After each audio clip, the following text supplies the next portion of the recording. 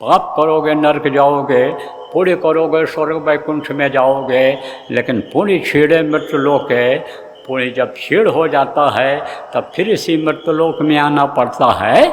इसलिए पाप पुण्य जब दोनों न सहे तब पावे ममपुर बासै। तो आगे चल कर के पाप और पुण्य दोनों खत्म हो जाते हैं। और फिर जब ये जीवात्मा जाती है, कहाँ से होकर जाती है? ये इंद्रदेवों के लोक से होकर जाती है। 33 करोड़ दुर्गा, 10 करोड़ शंभु के लोक से होकर के जाती है। आद्या के लोक से होकर जाती है, ईश्वर के लोक से होकर जाती है, ब्रह्म पारब्रह्म यानी महाकाल के लोक से होकर जाती है।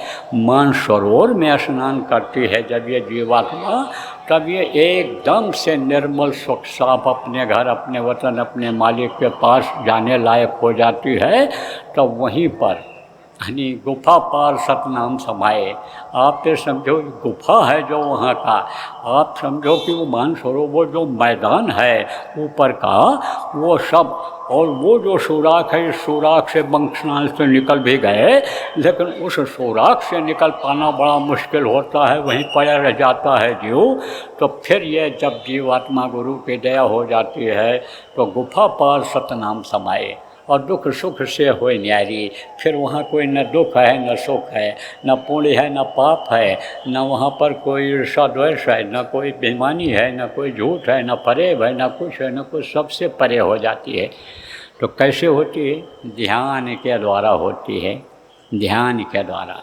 अब ध्यान लगाने से क्या मिलता है? शब्द मिलता है। शब्द ही पकड़ करके ले जाता है, खींच करके। इसके लिए भजन प्रेमियों करना पड़ता है। भजन के द्वारा ही यानी समझो शब्द पकड़ में आता है। तो ध्यान और सुमिरन, सुमिरन को पहले जाप कहते थे, तो जाप लोग करते थे, पहले युगों में भी करते थे, लेकिन ये ध्यान नहीं, भजन नहीं करते थे। क्यों?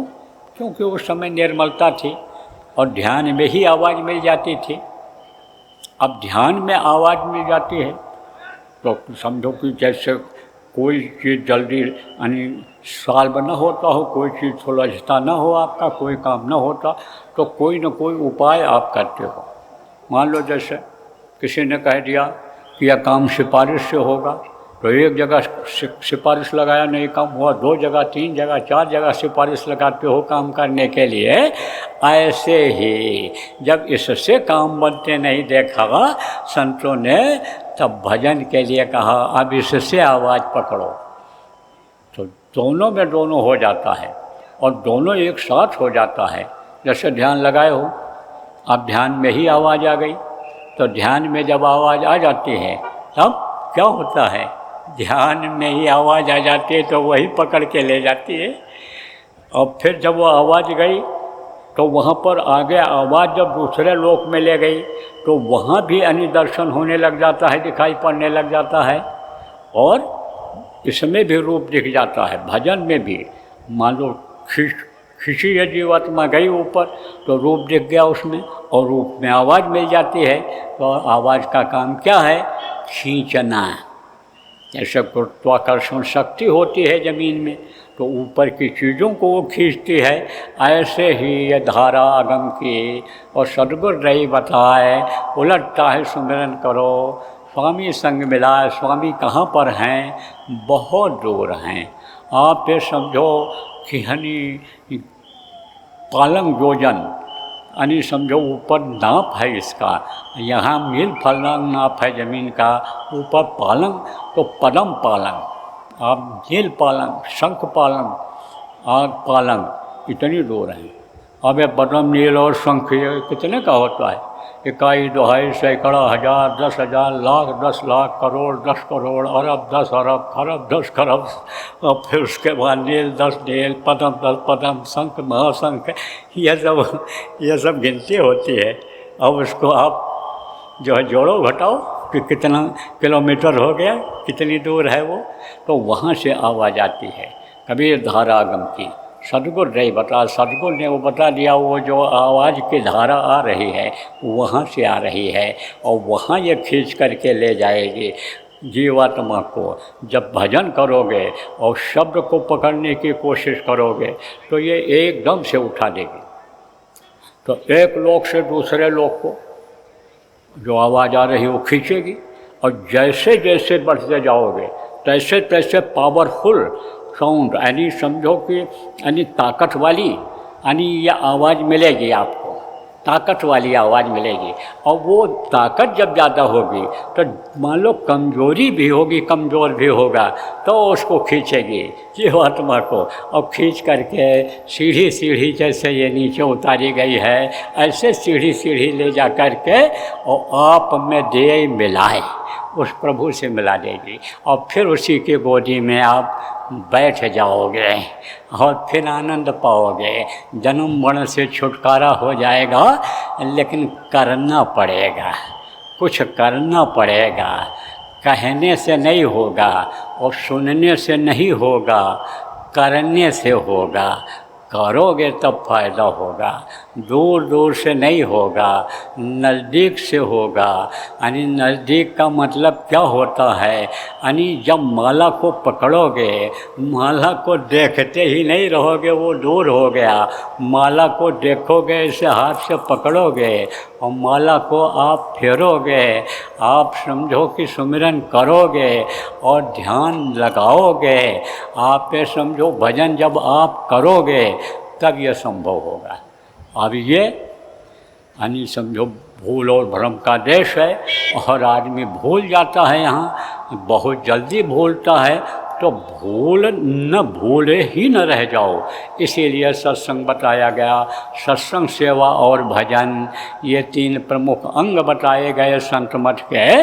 तो जब सत्संग सुनते रहोगे तो ये बातें याद आती रहेंगी, इसलिए बराबर सत्संग सुनते रहना चाहिए। कर्म करते हैं, सत्संग आने से कर्म करते हैं, एक दूसरे का लेना देना अदा होता है। क्योंकि आपको बताया कि कई जन्मों में ये जीवात्मा मरी और जी है, जन्म ली है। तो पिछले जन्म में जिसका साथ था वो साथ तो अब है नहीं, तो जिससे जिसका लेना देना कर्मों का रहा है उस वो भी अदा हो जाता है। जैसे अब यहाँ बैठे हो, मान लो किसी का धक्का ही लग गया, हाथ ही लग गया, पैर ही लग गया, तो समझ लो किसी को मारा होगा आपने, उसको धक्का दे के गिरा दिया होगा और उसके हाथ की कोहनी ही लग गई आपको। आपके यहाँ 4 साल खाया होगा और आपको भी खिलाना है उसको, तो अब आप कुछ आटा दे दिया, यहाँ साग सब्जी दे दिया, आपने कुछ नहीं दिया तो पका के खिला दिया, पानी ही परोस दिया, तो इसी में लेना देना अदा हो जाता है। 100 जन्मों का कर्म और 1 घंटे के सपने में काट दिया था, इतिहास बता रहा है, इसका आपको सुनाया गया है। तो ये कर्म का फांस बड़ा होता है। ये केवल काटने वाले काटते हैं और युक्ति से ही करता है। तो आप प्रेमियों, अब आज तो चली चला का बेला है। अब जिनको प्रसाद नहीं मिला है, लाइन लगा करके आराम से ले लेना, धक्का मुक्की मत करना, धक्का मुक्की नहीं करना है। और जो स्वार्थ में इनको ढकेल करके हम चले जाएं गाड़ी के पास और हम महाराज जी के ऊपर ही कोई चीज़ फेंकें कि जिससे वो देख लें कि ये किसने फेंका, लेकिन जो वो चोट लगती है फेंक देते हो आप, उससे महाराज जी खुश होंगे कि यानी आपसे नाराज़ होंगे। आपको कोई थप्पड़ मारे, आपके ऊपर कोई चीज़ फेंकाए तो कैसा लगेगा। तो ये चीज़ आपको सोचने और समझने की ज़रूरत है।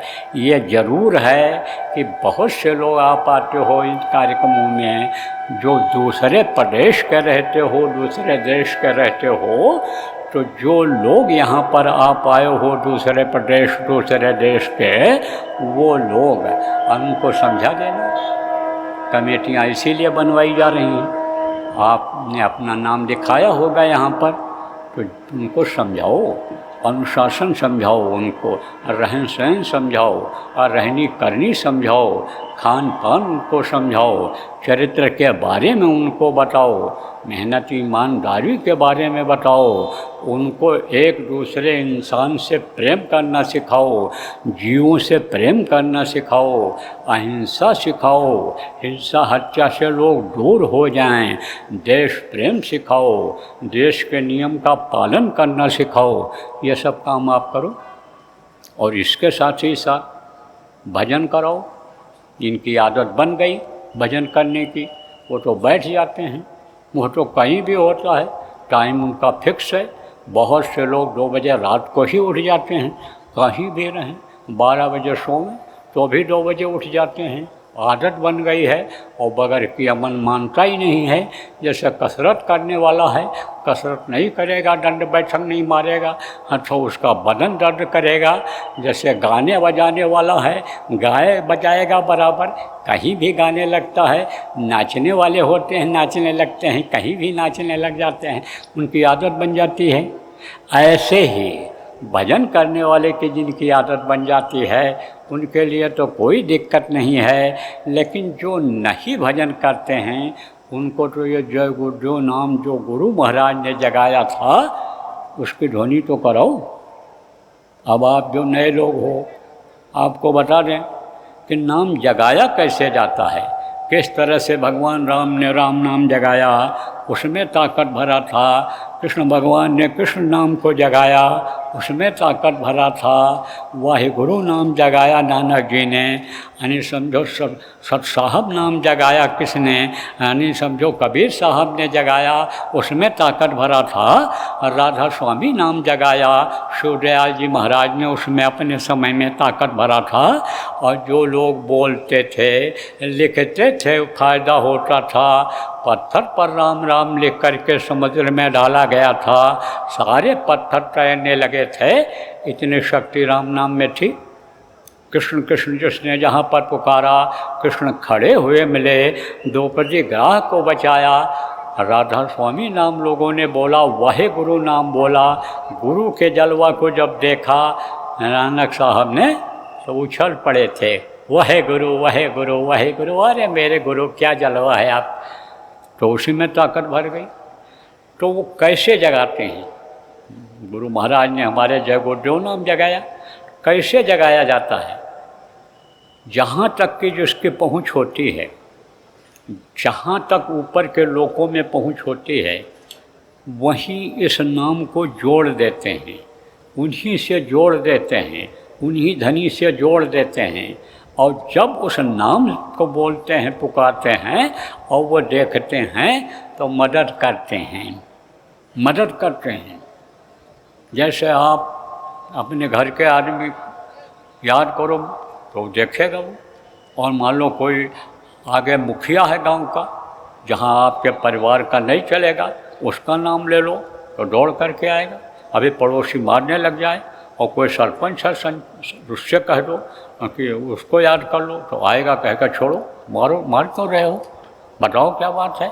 ऐसे ही ये अलग अलग जिनका पावर होता है और वहाँ तक इनकी पहुँच होती है, वहीं पर इस नाम को उन्हीं से जोड़ देते हैं। तो यह तो नाम कहाँ से जुड़ा हुआ? यह तो जय गुरुदेव नाम से जुड़ा हुआ, ये जय गुरुदेव लोक से जुड़ा हुआ है। यह नाम तो वो अनामी धाम से जुड़ा हुआ है। यह नाम तो समझो सतलोक सतपुरुष से जुड़ा हुआ है। अकाल पुरुष जिसको कहा गया, अविनाशी पुरुष जिसको कहा गया, उससे जुड़ा हुआ है। जिसको मुसलमान फकीरों ने हक कहा है, उससे जुड़ा हुआ है। तो जब याद करोगे जय गुरुदेव नाम मुसीबत में, तो देखेंगे वो तो मदद कर देंगे। बहुत से लोगों की मदद किया। आप इसमें देखो, पता करो, जो नए लोग आए हो पुराने लोगों में, तो आपको बताएंगे कि घर की बीमारी दूर हो गई, मर मुकदमा जीत गया, बिगड़ा काम सब बनने लग गया। आप पे समझो बताएंगे लड़ाई झगड़ा ख़त्म हो गया, रुपया पैसा में जो बरकत नहीं होती थी, बरकत होने लग गई, बहुत अमन शांति हो गई।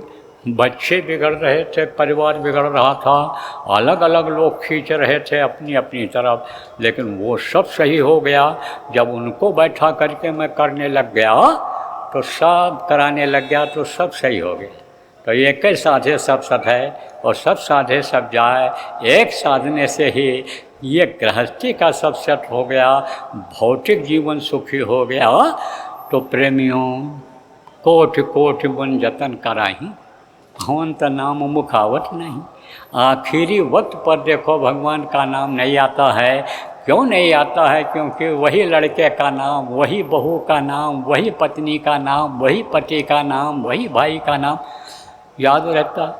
दिन भर में 25 बार चिल्लाते हो, बुलाते हो, तो वही याद रहता है। तो उनको याद करते हो, मरते समय लोग याद करते हैं, तो वो कुछ कर पाते हैं? यमराज के दूत ऐसे शरीर में नहीं आते हैं शरीर को खाली कराने के लिए। जब समय पूरा होता है तब ऐसे वो नहीं आते हैं। कैसे आते हैं? वो आते हैं, समझो लिंग शरीर में आते हैं और वो इन बाहरी आँखों से दिखाई नहीं पड़ते हैं।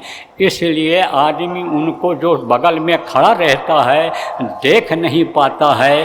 बगल में खड़ा रहता है, वो जब देख नहीं पाता है तब वो क्या मदद करेगा? तो आखिर वक्त पर कहा गया है, आस पास योद्धा खड़े सभी बजावें गाल और महल से हमको ले चलो ऐसे काल कराल। काल इसको खींच करके ले जाता है जब समय पूरा हो जाता है। क्योंकि इस धरती का यह नियम है कि जो पेड़ फलता है वो झड़ता है, जो आग जलती है वो बुझती है, और जो पैदा होता है वो मरता है। तो मरते समय फिर इस जीवात्मा को कैद करके वो ले जाते हैं और कर्म के अनुसार सजा दे देते हैं। लेकिन अगर जय गुरुदेव नाम उस समय बोला जाएगा तो वो प्रभु जिसका नाम है वो देखेगा तो बचत करेगा। देखा लोगों ने परीक्षा ले करके, मरने वाले के कान में जय गुरुदेव नाम बोले और उसने आँख खोल दिया, रो रहा था, चिल्ला रहा था, कह रहा था मार रहे हैं, पीट रहे हैं, कूट रहे हैं, झुलसा रहे हैं, लेकिन अब वो सब हट गए। जल्लाद, वो मलकुल मौत, वो यमराज के दूत सब हट गए। अब मैं आराम से हूँ, अब जा रहा हूँ आराम से, शरीर छोड़ करके फिर चला गया। तो प्रेमियों, ये जो आपको नाम धुनी करने के लिए कहा जा रहा है, इस अभियान को आगे बढ़ाइएगा। आपको बताया है, इन्हीं दिनों में बताया है सत्संगों में, फिर दोहरा देते हैं चलते समय, क्योंकि चलते समय की बात जो याद रहती है वो याद हो जाती है। परीक्षा देने के लिए बच्चा जाता है, पढ़ाई करता है, लेकिन उस समय जो पढ़ लेता है उसको याद रहता है, तुरंत लिखाता है। ऐसे ही जब आप घर जा रहे हो तो इसको याद कर लो कि 4 घंटे की करो, चाहे 8 घंटे की करो, चाहे 24 घंटे की करो, और चाहे 48 घंटे की करो, चाहे 72 घंटे की करो, और चाहे 120 घंटे की करो। यानी चाहे 4 घंटे करो, चाहे 8 घंटे करो, चाहे 24 घंटे करो, चाहे 3 दिन की करो, चाहे 5 दिन की करो, आप चाहे आप 9 दिन की भी कर लो। लेकिन जो भी ध्वनि होगी यह अखंड होगी, बराबर कोई ना कोई वहाँ बैठा रहेगा, करता रहेगा, और रात दिन नाम ध्वनि बोलनी रहेगी। लेकिन जो महिलाएं होंगी, जो ये देवियाँ होंगी, माताएं होंगी, या रात को वहाँ नहीं जाएंगी, कहीं भी शिविर लगेगी, और रात में नहीं बैठेंगी, दिन में बैठेंगी। दिन में यह भी बोलेंगी, यह भी वंचित नहीं रहेंगी, तो दिन में ये बोलेंगी। और आपको रात दिन बोलना रहेगा, बारी बारी से बोलना। 2 घंटा 3 घंटा बैठो, कोई ज़रूरी नहीं कि 8 घंटा 10 घंटा बैठे ही रहो एक साथ। तो सबको बोलना बोलवाना रहेगा, और ज़्यादा से ज़्यादा जगहों पर बोलना रहेगा। और जब मैं बताया तो कल हमारे पास 503 जगह पर यहीं पर नाम धुनी होने की खबर आई। कहाँ तक, जहाँ तक दूर तक फैले हुए हैं लोग, बहुत आदमी। तो जगह जगह पर लोगों ने अपने अपने टेंटों में, कैंपों में, क्षेत्रों में जगह जगह शुरू कर दिया। तो इसी को कहते हैं आदेश का पालन। तो जब बताया जाएगा करोगे तब तो आपको फ़ायदा दिखेगा। अब जो लोग लगातार बैठे हैं, बोले हैं, उनके मन से पूछो कि कैसा लगा तुमको, कहेंगे अच्छा लगा। शांति मिली कुछ, हाँ मिली शांति। लेकिन अभी शांति उनको कैसी मिली है कि जैसे एक पत्थर देखो धूप में तप रहा हो और एक पानी में पड़ा हुआ हो, तो पानी वाला ठंडा रहेगा, धूप वाला गर्म रहेगा, लेकिन रहेगा तो पत्थर ही पत्थर। अब आप पे समझो कि पत्थर से सोना अगर बनाना है, गरस पत्थर बनाना है पत्थर को, तो भजन कराओ उनको। तो पहले नाम धुनी की आदत डालो। जो कमेटी आप लोग बनाए हो, बना रहे हो, वो लोगों का काम क्या है कि आप ये समझो कि पहले नाम धुनी में बैठने की आदत डालो, उसके बाद आपको आदेश मिलेगा कि भजन कराओ। जो भजन करने वाले हो, जो पहले के नामदानी हो, वो लोग आप क्या करो कि सुमिरन ध्यान भजन जो जैसे करते हो करो, और इनमें भी नए लोगों में यानी सुमिरन ध्यान भजन में भी बैठने की आदत डालो। संस्कार अगर अच्छे होंगे, कर्म इनके अगर अच्छे होंगे, तो इनको भी बहुत जल्दी मिल जाएगा। और नए लोगों को यह भी बता देता हूँ, नए लोगों को पुरानों से ज़्यादा मिलेगा। इसलिए बैठना और बैठाना। अब यह टाट वाले हैं, टाट वालों के लिए भी कहा गया है कि भाई आपने आम जमहूरियत का कफन पहना था, आपने उस समय पर संकल्प लिया था कि हम सतयुग इस धरती पर लाएंगे। गुरु महाराज का जो यह यानी समझो नारा था, गुरु महाराज का जो ये उद्देश्य था, गुरु महाराज ये चाहते थे कि धरती पर सतयुग आ जाए, जिससे लोगों को सुख शांति मिल जाए, समय पर जाड़ा गर्मी बरसात होने लग जाए, प्रकृति अपना समझो कि मदद करने लग जाए, यह धरती धन धान्य से संपन्न हो जाए, और भारत देश ये जो है यानी भारत देश और दुनिया में परिवर्तन हो जाए, अच्छे लोग हो जाएं। तो ये जो था ये पूरा हो जाए, इसलिए पहना था। हम भी पहनते थे। जब नामदान देने को हुआ तो गुरु महाराज ने कहा उतार दो, तो उतार दिया। तो ये अभी पहनने वाले लोग हैं। तो आप लोग इनकी मदद करना। यह खुद आपसे कहेंगे कि आप हमारी ये मदद कर दीजिए, आप हमारे यहाँ चले आइए और आप हमारे यहाँ नाम धुनी का शिविर लगवा दीजिए, हमारे यहाँ रुक करके आप बोलवाल बुलवा दीजिए, तब आप इनकी मदद कर देना, इनकी मदद कर देना। आप लोग अलग नहीं और वो अलग नहीं, और संगत के जो जिम्मेदार हो वो लोग अलग व्यवस्था मत बनाना। सब लोग मेल मोहब्बत से, प्यार से यानी समझो इस मिशन को, इस काम को आगे बढ़ाना, ये हमारी आप लोगों से यानी सब निवेदन है, कहना है हमको आपसे। तो देखो प्रेमियों, अभी आज का सुबह का ख़त्म होगा, तो घोषणा आपकी हो गई है, शाम की भी, शाम को भी सुना दिया जाएगा 5 बजे से। लेकिन अब आप जो लोग जाना चाहो जाओ, और शाम के सत्संग के बाद सबको इजाज़त रहेगी। पहले से जो सेवादार आ गए हैं, नाम लिखाए हैं कि हम बाद में अन्य समेटवा करके जाएंगे सब, तो वो लोग रुक जाएंगे। भंडारा वाले भी कुछ रुक जाएंगे, बाकी सब लोगों के लिए आदेश हो जाएगा। तो बोलो जय गुरुदेव।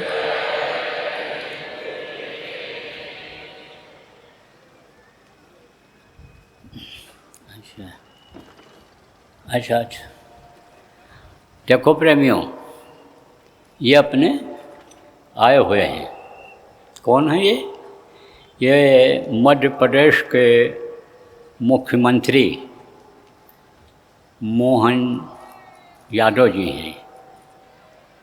ये आते रहते हैं भंडारे में, पर साल ले जाते हैं। आज प्रेम है अपना इनसे, शुरू से है, और शुरू में हमारे पास आते थे तब हम इनको मोहन प्यारे ही कहते थे। तो हैं भी ये प्यारे, दिल के भी प्यारे हैं, लोगों के भी प्यारे बन रहे हैं, आँखों के तारे बन रहे हैं, काम भी कर रहे हैं। और इसी तरह से इनको मेहनत और ईमानदारी लगन से करते रहना चाहिए। हमारी तो अपेक्षा यही है इनसे। तो कुछ 2 शब्द हैं? हाँ, दो भाई माइक दो।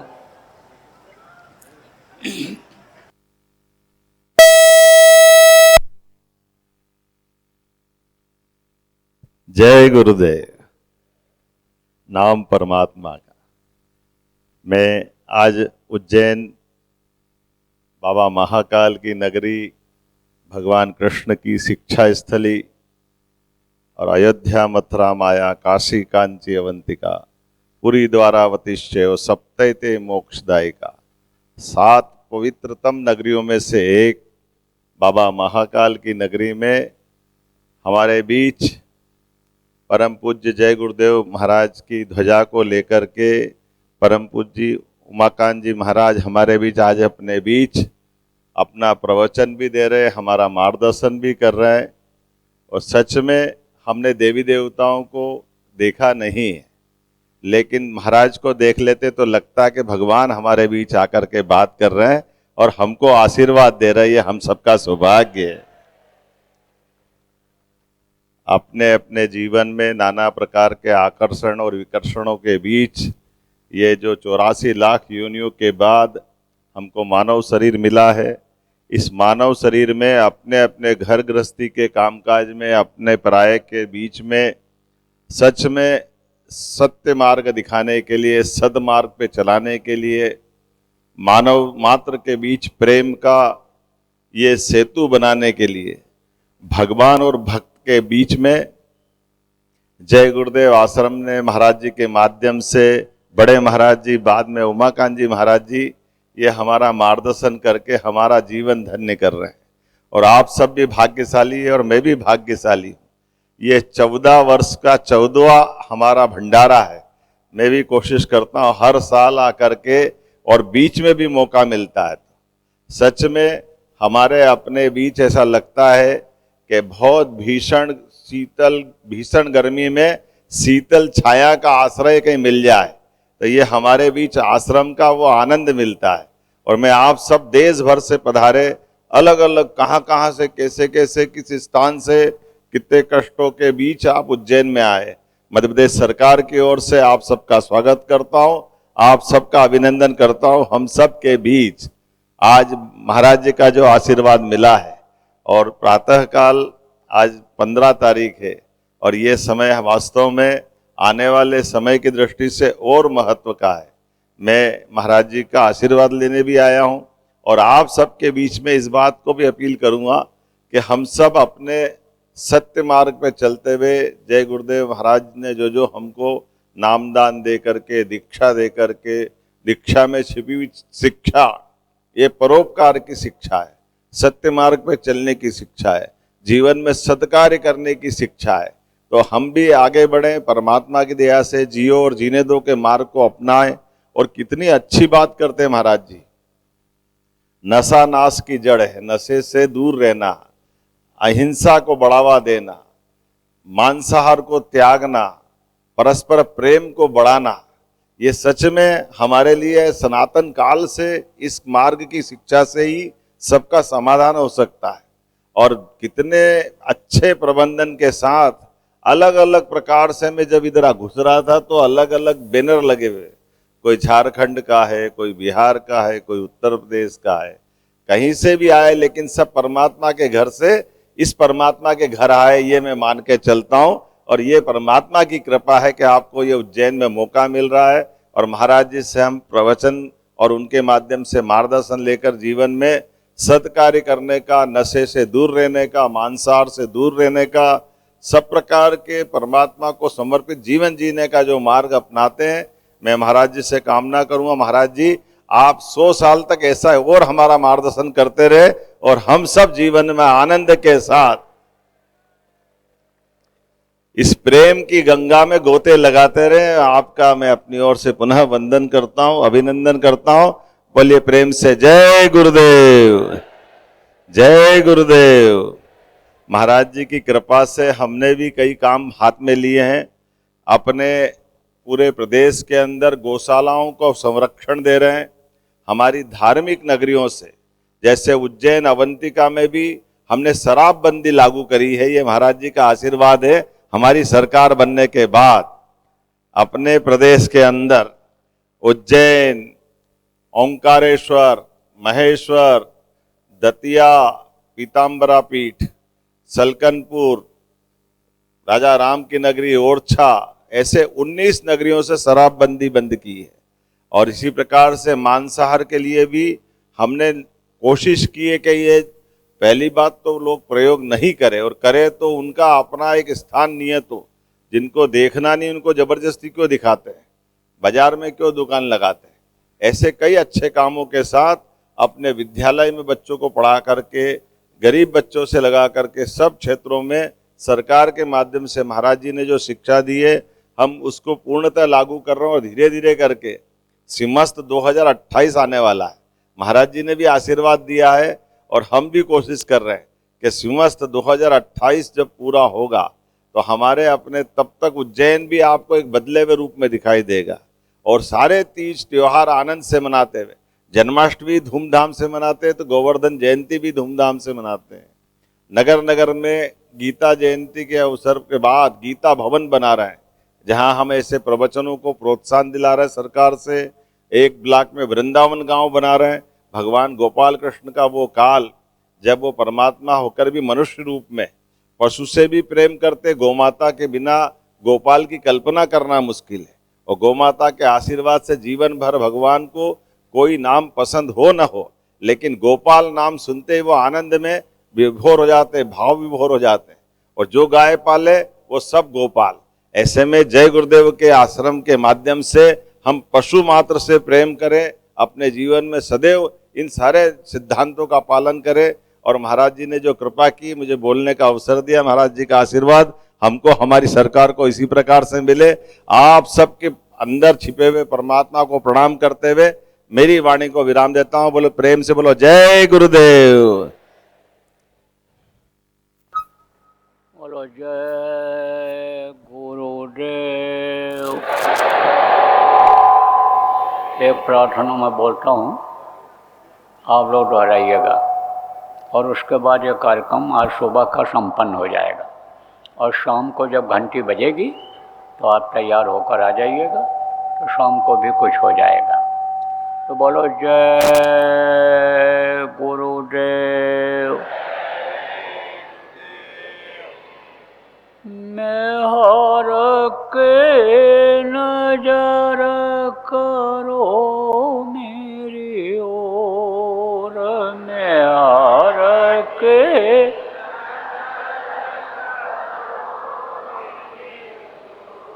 दया के नजर करो मेरी ओर, दया के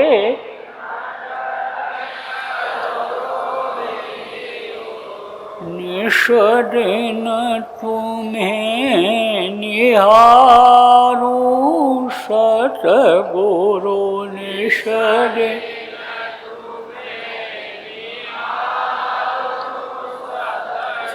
जैसे चंद्र चकोर,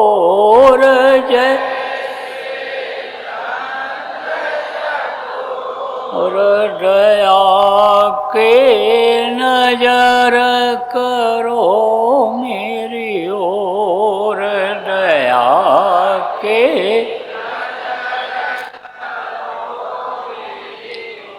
जानू न कौन भूल हुई तन से जान,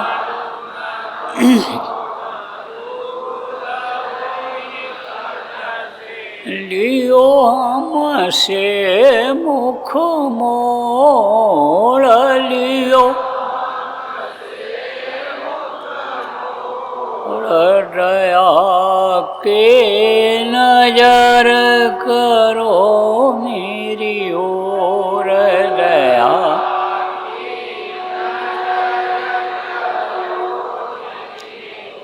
बालक जानी छूक बिसराओ,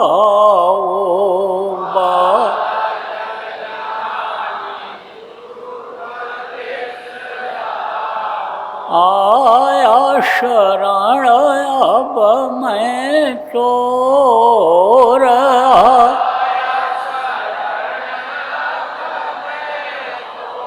और दया के नजर करो मेरी ओर, दया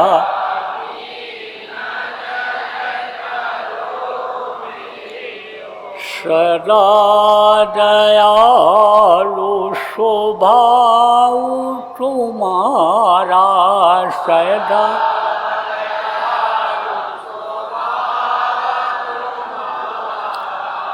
मेरी बेरिया कसबयबु कठोर मेरी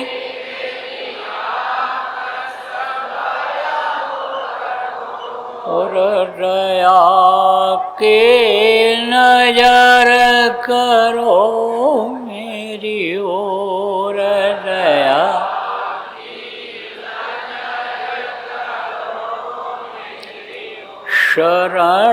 शरणागत की लाज न राखो शरणा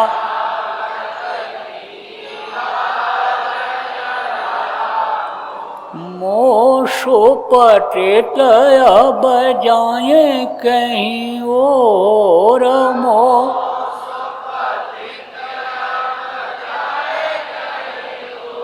और दया के नजर करो मेरी ओर दया के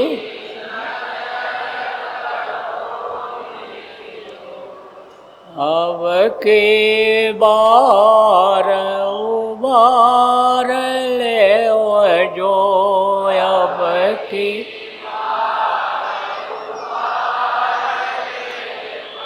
फिर न डरब पग यही मगोर फिर न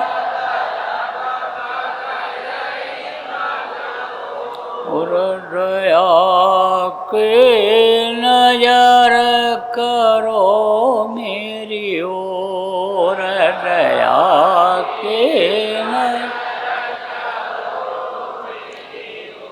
मेहर के नजर करो मेरी ओर मेहर के नजर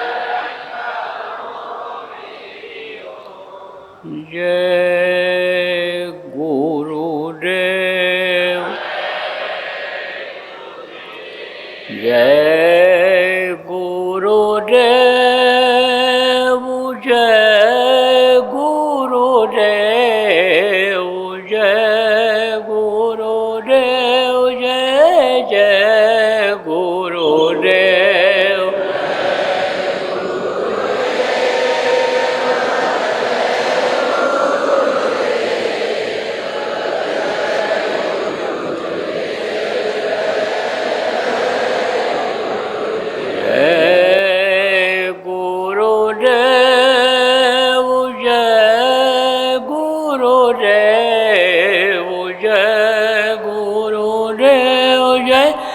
जय गुरुदेव